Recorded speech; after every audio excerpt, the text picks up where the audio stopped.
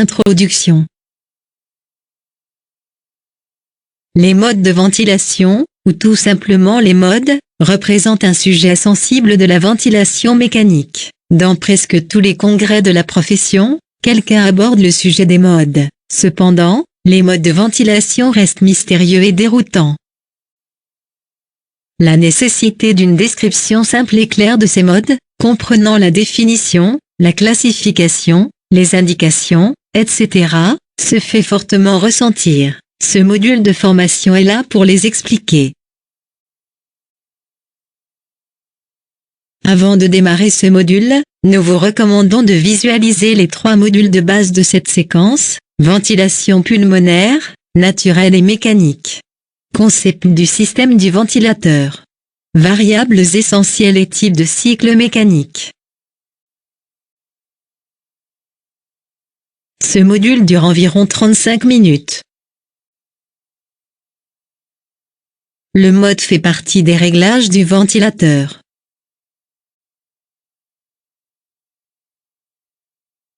Les réglages du ventilateur sont les commandes de l'utilisateur du ventilateur. Ils définissent le comportement du ventilateur. Il est souvent nécessaire de modifier les réglages lorsque l'état clinique du patient ou la stratégie thérapeutique change.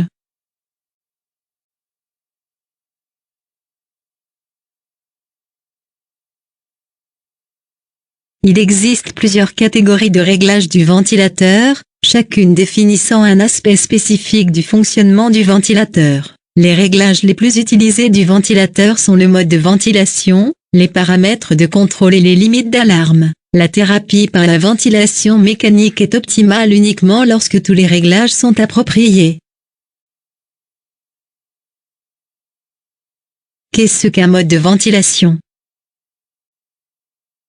La plupart des ventilateurs partagent aujourd'hui le même principe de fonctionnement, la ventilation intermittente à pression positive, IPPV. Dans ce module, nous allons nous intéresser uniquement au mode de ventilation utilisant ce principe de fonctionnement. La ventilation intermittente à pression positive est réalisée par une série de cycles mécaniques délivrés par un ventilateur. Comme nous l'avons vu dans le dernier module variables essentielles et types de cycles mécaniques, il existe 8 types de cycles mécaniques. Un ventilateur se comporte de manière très différente, en fonction du type de cycle déployé et de leur séquence. Un mode de ventilation est défini comme un ensemble prédéfini d'un ou de plusieurs types, de cycles et d'une séquence. Chaque mode a ses propres applications prévues. Un ventilateur moderne offre généralement plusieurs modes de ventilation pour répondre aux différentes conditions cliniques. Un seul mode peut être utilisé à la fois. Lorsque vous sélectionnez un mode, cela signifie que vous considérez ce mode comme le plus approprié actuellement pour ce patient. Le ventilateur obéit simplement à votre ordre. Nous examinerons de manière plus approfondie la sélection des modes dans la section sélection du mode au chevet du patient. Mode et paramètres de contrôle.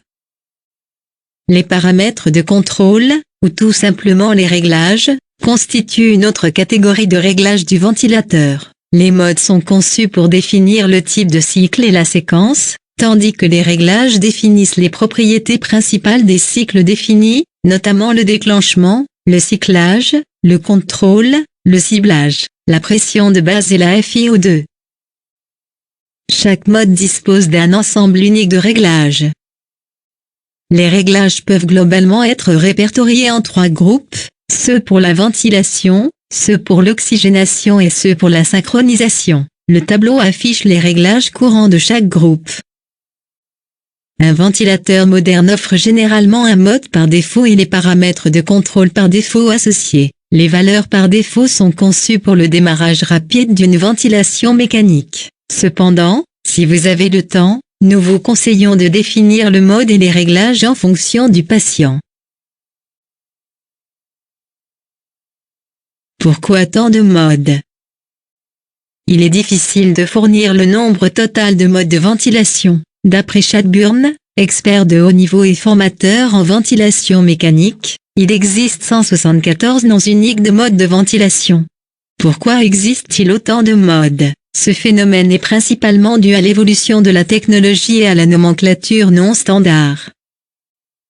Au tout début, la conception du ventilateur était simple et figée. Les ventilateurs fonctionnaient bien uniquement avec un modèle physique passif. Lorsqu'un patient ventilé se mettait à respirer ou que son état clinique changeait, l'asynchronie était inévitable. Le cas échéant, l'utilisateur avait le choix uniquement entre deux options, ajuster des réglages en continu ou supprimer les cycles spontanés. Aucune de ces solutions n'était une bonne option. Pour résoudre ce problème, les fabricants des ventilateurs ont régulièrement introduit de nouveaux modes, certains utiles et d'autres moins utiles. Seuls quelques modes performants ont résisté au temps.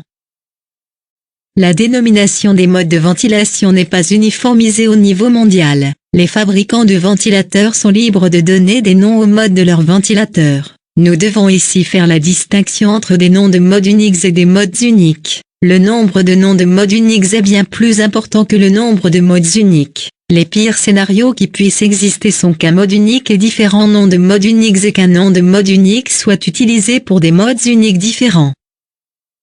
Un nom est juste un terme permettant une identification. Si un nom ne remplit pas cette fonction, nous devons analyser les principales caractéristiques pour différencier un sujet des autres. S'il marche comme un canard, cancane comme un canard et ressemble à un canard, cela doit être un canard. En ce qui concerne les modes de ventilation, les caractéristiques sont le type de cycle et les séquences.